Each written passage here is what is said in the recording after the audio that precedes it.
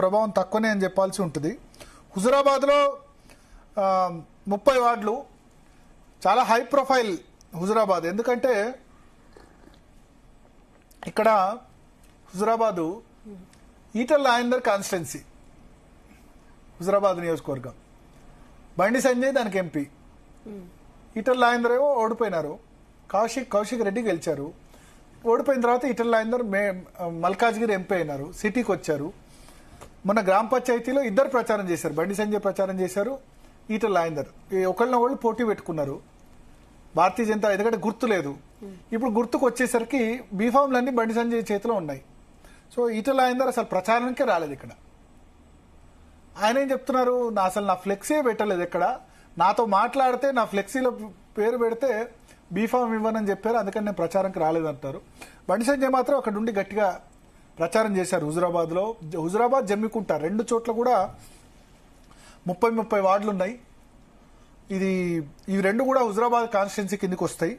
So Bandi Sanjay మాత్రమే ప్రచారం చేశారు. ఈటల రాజేందర్ ఒక్కసారి కూడా మున్సిపల్ ఎన్నికకి రాలేదు అక్కడికి. ఆయన చెప్తున్న రీజన్ అది ఉంది, ఎందుకంటే ఇక బీఫామ్లన్నీ ఆయనకి ఇచ్చిన తర్వాత నేను చేంజ్ చేయాలి అని చెప్పి ఆయన చెప్తున్నారు. ఇక్కడ అల్టిమేట్గా నేను మెంబర్ ఆఫ్ పార్లమెంట్ కాబట్టి నేను చూసుకుంటాను బండి సంజయ్ అంటారు. సో అది చాలా ఇంట్రెస్టింగ్.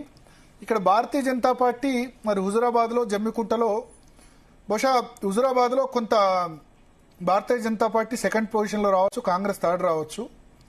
జమ్మికుంటలో బీఆర్ఎస్, హుజురాబాదు జమ్మికుంట 2 కూడా బీఆర్ఎస్ వైపు వెళ్లే అవకాశం ఉంది. పాడి కౌశిక్ రెడ్డి 2 కూడా గెలిపించుకునే అవకాశం ఉందని చెప్తున్నారు. కాంగ్రెస్ పార్టీ వీక్ ఉంది. ఒడితెల లక్ష్మీకాంతరావు మనవడు ఒడితెల ప్రణవ్ అక్కడ ఉన్నారు. Balmuri Venkat last time contest చేసి ఉండే, బట్ ఆయన ఇప్పుడు ఎమ్మెల్సీ అయినారు. సో బాగా వీక్ ఉంది కాంగ్రెస్ పార్టీ హుజురాబాద్ నియోజకవర్గంలో. 3000 ఓట్లే వచ్చాయి అంతకుముందు బై ఎలక్షన్లో. మొన్న కూడా 3rd ప్లేస్ ఇక్కడ, Etela Rajender 2nd, Congress party 3rd. So Huzurabad జమ్మికుంటలో బీఆర్ఎస్ కు అడ్వాంటేజ్ ఉంది. బికాస్ ఈటల రాజేందర్ వస్తే ఇంకా కూడా కొంత భారతీయ జనతా పార్టీ, బండి సంజయ్ ఈటల రాజేందర్ ఇద్దరు కలిస్తే బీజేపీ ఖచ్చితంగా గెలుస్తుంది. ఇక్కడ కాదు, హుజురాబాద్లో కాదు, రాష్ట్ర వ్యాప్తంగా కూడా గెలుస్తుంది. అది వాళ్ళిద్దరికి ఇక ప్రాబ్లం ఉంది, ఎందుకంటే ఒకళ్ళనొకళ్ళు తప్పని అనుకుంటారు. వాళ్ళిద్దరు కలిస్తే మాత్రం అల్టిమేట్గా పార్టీకి బెనిఫిట్ జరుగుతుంది. కానీ నాకైతే వాళ్ళిద్దరు కలిసే అవకాశాలు కనిపించట్లేదు. హుజురాబాద్లో కూడా గెలుస్తున్నాయి వాళ్ళిద్దరు కలిస్తే, అది అడ్వాంటేజ్ బీఆర్ఎస్ పోతుంది. ఇంకా చివరిగా ఉమ్మడి కరీంనగర్ జిల్లాలో హుస్నాబాదు 20 వార్డులు ఉన్నాయి. పొన్నం ప్రభాకర్ మంత్రి, అదే నియోజకవర్గం.